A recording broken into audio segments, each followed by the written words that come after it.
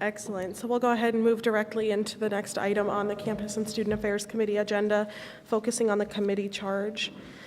I would like to introduce for the record the charge of the Campus and Student Affairs Committee as approved by the full board in August. This committee is a new reformulation of the old Campus Safety and Security Committee.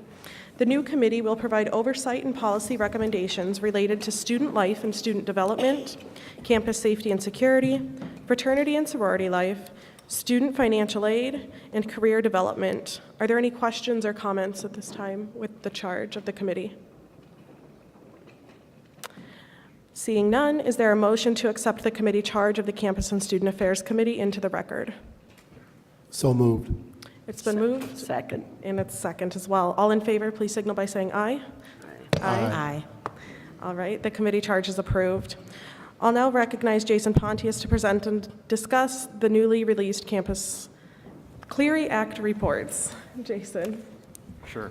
The Clery Act is a federal law that requires colleges and universities to report crimes that are on or around their campuses every year. So that report is made public each October. And in the past, we've entered into the board record these Clery reports in April. With this new committee, we're kind of taking this opportunity to better align this kind of entering into the board record with the actual release of. We're not presenting specifically on the Clery reports today, but we do have a presentation coming up on campus safety, and we do have the police chiefs from all three universities available for questions. Excellent. Are there any questions or comments? I would just like to say I think this is a great time to release the Clery reports. Talk about them when they are released rather than waiting months afterwards to really dig into that data. So I think this will be beneficial for all of our universities. All right, if nothing, we'll go ahead and move on to item number 4, the university presentation on campus safety. I'll go ahead and recognize to provide the presentation Paula Knudsen, the Vice President for Student Affairs at the University of Northern Iowa, Scott Beckner, the Assistant Vice President and Director of Public Safety at the University of Iowa, and then Michael Newton, the Assistant Vice President and Chief of the Department of Public Safety at Iowa State University. Good morning, and thank you for giving us a few minutes here. I don't know about you, but I've never felt safer. Right. I'm not packing. Okay. So we have a few minutes here, and the topic we were given was to talk about safety on campus. And as you know, safety has many aspects to it. But given some of the recent tragedies that we've experienced on our campuses, we thought we'd focus today more on how we deal with loss and then how we take proactive measures to make sure our campuses are safe. So I have a brief introduction here to talk about, and then I'm going to turn it over to our chiefs who will give a little more detail about what is occurring on each of their campuses in response to the tragedies. And so I think in honor of those we've lost, I think we want to make sure that we're respecting the life and the vitality of our campuses. And I'd like to preface it all by saying that college campuses are generally the safest spaces in our world today.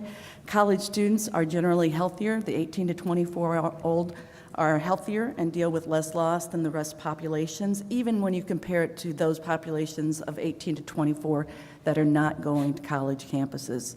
So we don't really focus on this, but we do want to kind of give a backdrop about what we're doing and how we respond.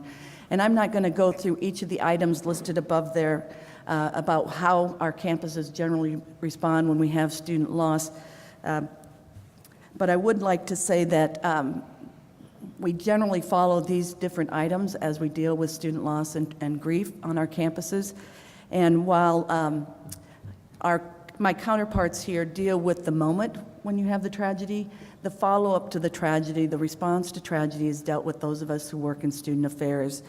And to this day, I don't think my mother knows what I do, but this is what we kind of do in response to loss. And I would like to say that each loss, each tragedy is dealt with uniquely. And from a vice president for student affairs who deals with too many families who go through this awful process, each one is unique and each one is foundational for those of us who are welcomed into families who are at the depths of their grief in response to the loss of a child. And so we look at it from concentric circles. This is the math person in me saying we start at the heart of the situation and we try to be very present for those who are most impacted. We do things like contacting family members when appropriate to find out how we support them, how we support their family. We also try to get connected with the students who are closest to the individuals and who are impacted the most. For 18 to 24-year-olds, most of them have not dealt with loss before in their young lives. And so how those of us who've been around a little longer develop a resiliency that 18 to 24-year-olds haven't yet developed. And so being present for them, making sure that they have healthy outlets, making sure that we're celebrating the lives of those who are lost out of our communities. And then we try to help them deal with the grief and then move on to figure out how they find meaning in their life in the wake of the tragedies. We also do a lot of behind-the-scenes things that most people don't think of. We make sure that they don't get future mailings from the institution. We take care of the billings. We help them through any financial aid or the financial situations that people aren't ready to deal with in the moments after the loss. And we also try to make sure that we're present. We represent the university. And so that means we have a presence. We send them appropriate materials. We try to attend visitations. If appropriate, we hold vigils on campus to honor those who've been lost in our community. And we've become, I think, even more vigilant about how we acknowledge the safety of our campuses, but recognize that we can't guarantee safety. That's not part of our world.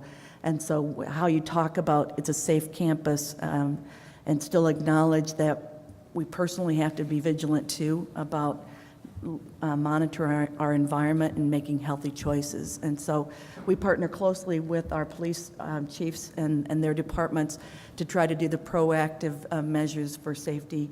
And we also recognize that sometimes we have to be reactive in responding to what's in front of us. And so I'd like to acknowledge Molly and Celia and thank both of you for your responsiveness to the families and the communities in helping and dealing with loss.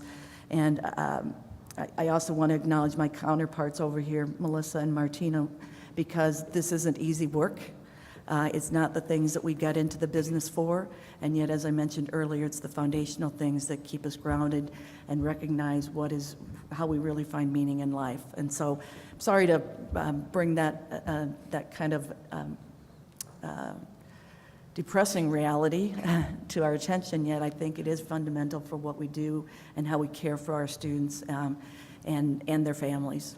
And with that, I will turn it over to Chief Newton. All right, thank you. I appreciate everybody having us here today.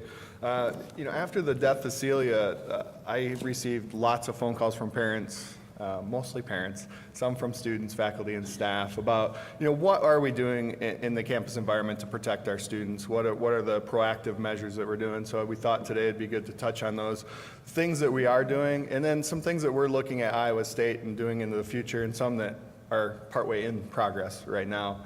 Our Safe Ride program has been a phenomenal program. Last year we saw 23,000 riders on that program. We're on that same trajectory this year.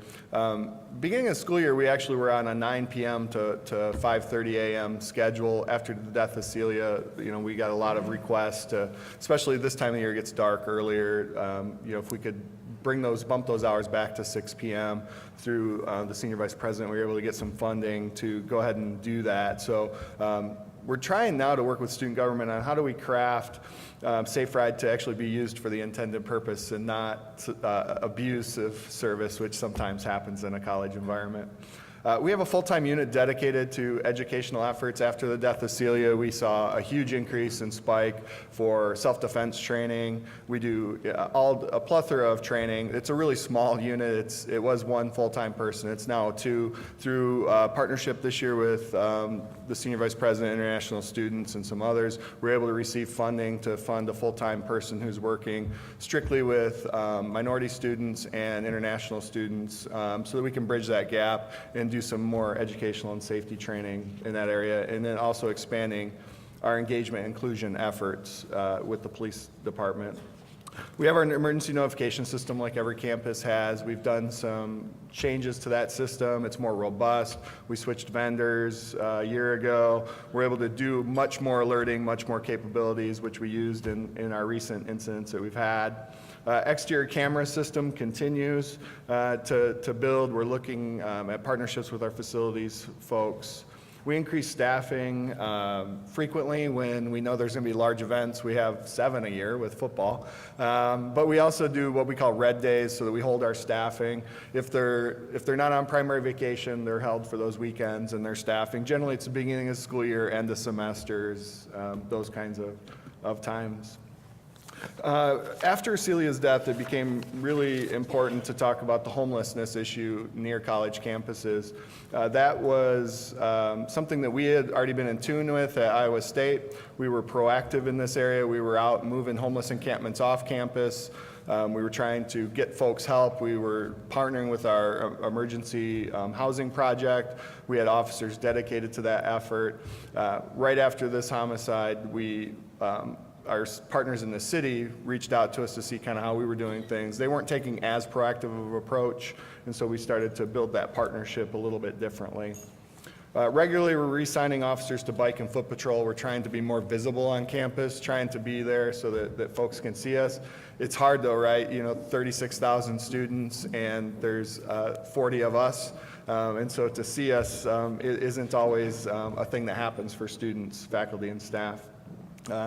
Brighter, more efficient LED lighting, that's been a huge project. Parking reports to me at Iowa State, and we're trying to do that in our parking lot strategically over time as the funding builds, getting in brighter and more efficient lighting.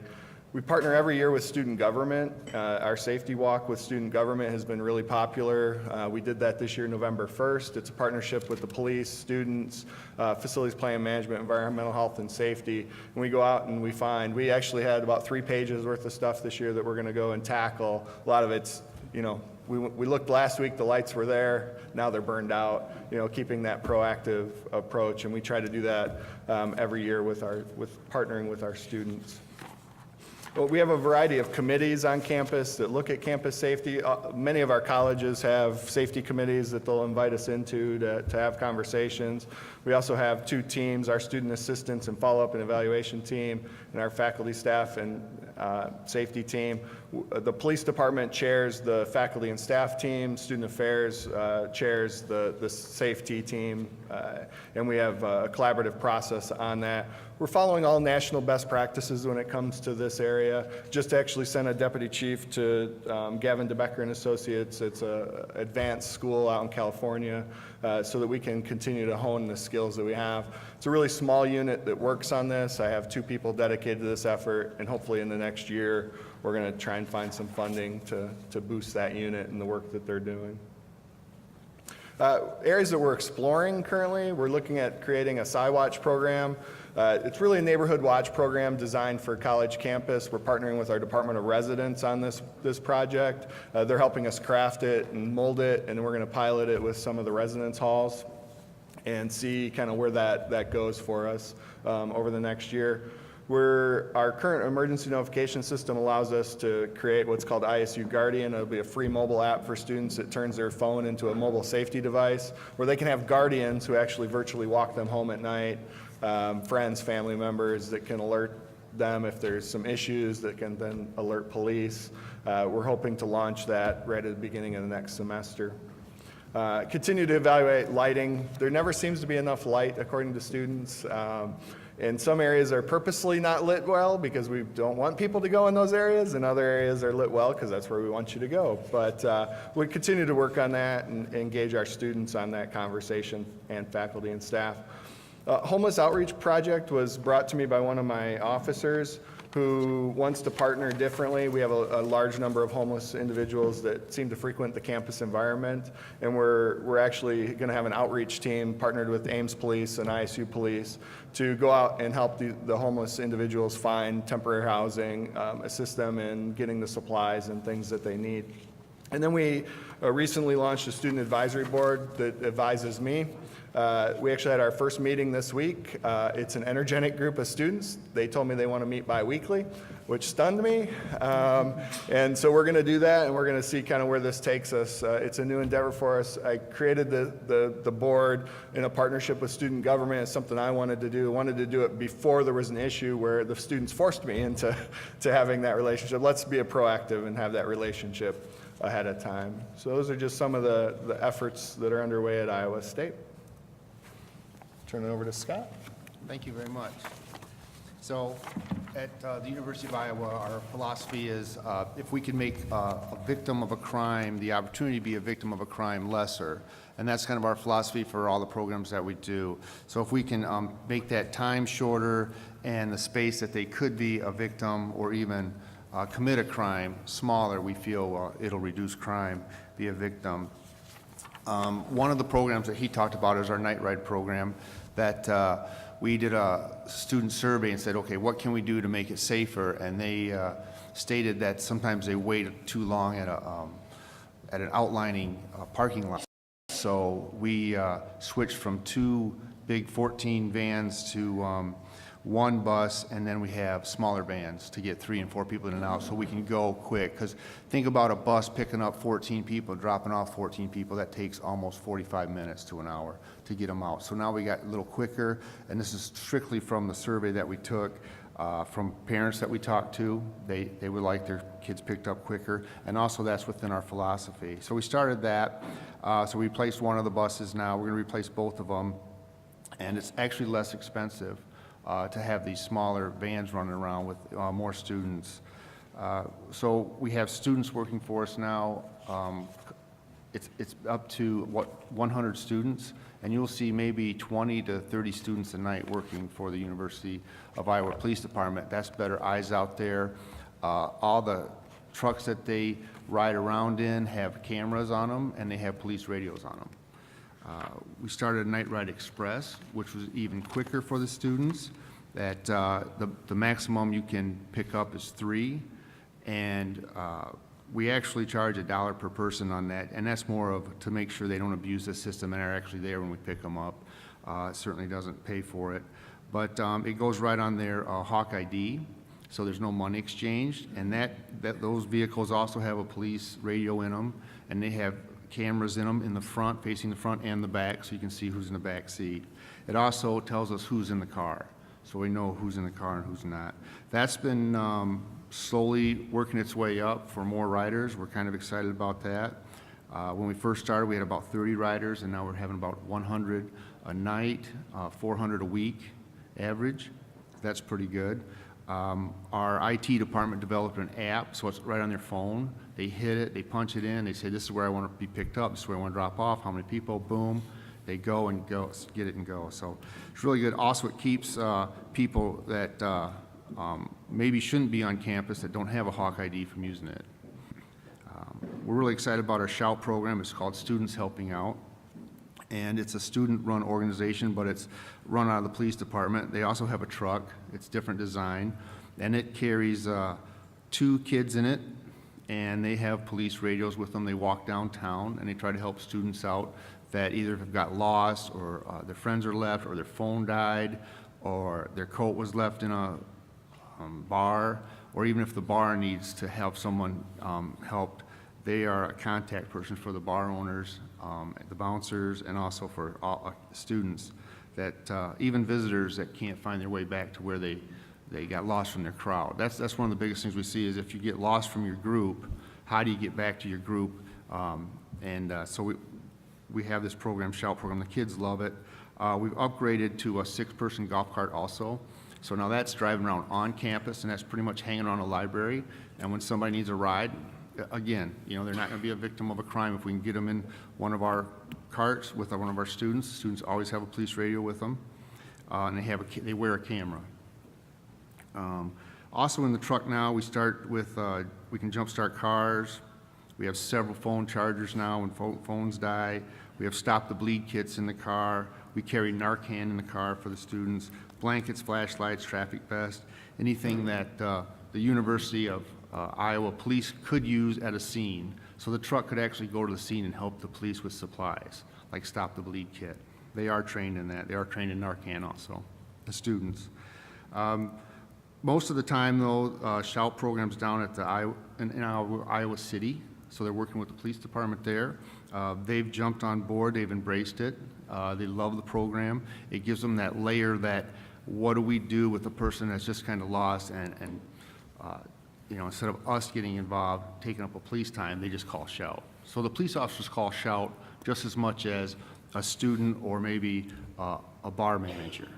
They've all been embraced it. It's really worked really well. So we've expanded it. We've access control and key services now come under public safety. With that, we're excited about that because now we have more of a safety flavor in it versus convenience. And so we're expanding our cameras, we're upgrading our cameras, we're putting them in different locations, and we're focusing on access to all the buildings and how the police can enter the buildings quicker, lock down buildings quicker, and make them safe. So we're excited about that. We also have officers, like he has a couple officers in a department helping the students out. We have officers that are liaisons to student groups. So basically, they're the police officers for the student group. So sometimes if you don't know the officer, they don't ask the right questions. So our officers go to their meetings, go to the group meetings, sit in the meetings. They'll go to the houses that they're at or events that they have, they're invited to. And then they communicate better with them, and we figure out what the needs of the students are. And with that philosophy too, is we now have one person that can teach a group different situations, such as we call this Better Men, Better Hawkeyes, which is how men can treat women better, and the do's and don'ts, rape, aggression, defense training. Our officers teach those groups that, and violent incident survival. They also teach something that we're starting is called situational awareness. Like she said, we cannot guarantee your safety, but your situational awareness, the students need to start thinking about that. So does my wife. My wife's terrible at that. We won't tell her. No, Okay. no. I was cooking out at our apartment, and she tried to unlock the door. Didn't think I was home, but whatever.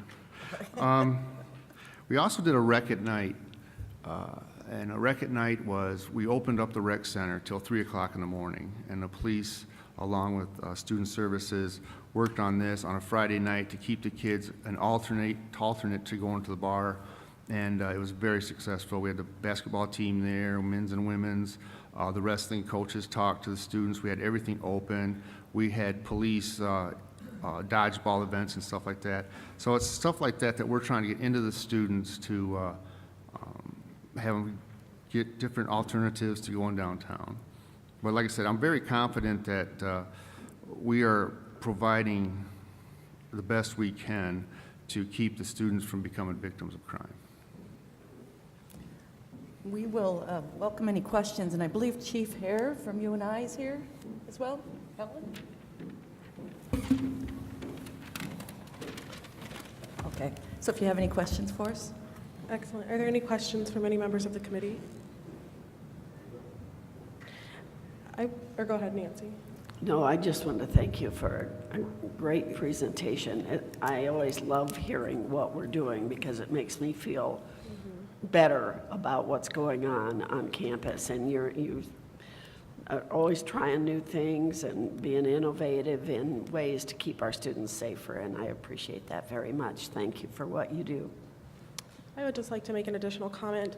I think one thing that when each of you were talking about what's happening on your campuses, the common thread that wove through all of them was the collaboration that takes part, not just amongst the city police officers and the campus police officers, although that is there, but with the students, with the faculty, working with the bar owners, with many, many different groups, because safety and security is not just a police issue, it's an everybody issue. So working so well through everybody, I think that's phenomenal, and I commend you all for that. It's really, really incredible. Additionally, I'd like to thank Paula for your statement at the beginning. noting how safe our campuses truly are. Oftentimes, all that's focused on are those one-off issues, which are so important to focus on and bring attention to, but recognizing how safe and secure our campuses truly are is important, and a lot of that thanks and appreciation goes to you all and your hard work. So thank you for that, and thank you for working to keep not only just the students on our campuses safe, but the members of our cities, communities, state, and furthermore. So thank you all. I appreciate that. Thank you. Thank you. All right, is there any other business to come before the committee today? Seeing none, the next meeting of this committee is scheduled for February 27th, and this meeting is adjourned. Thank you all so much.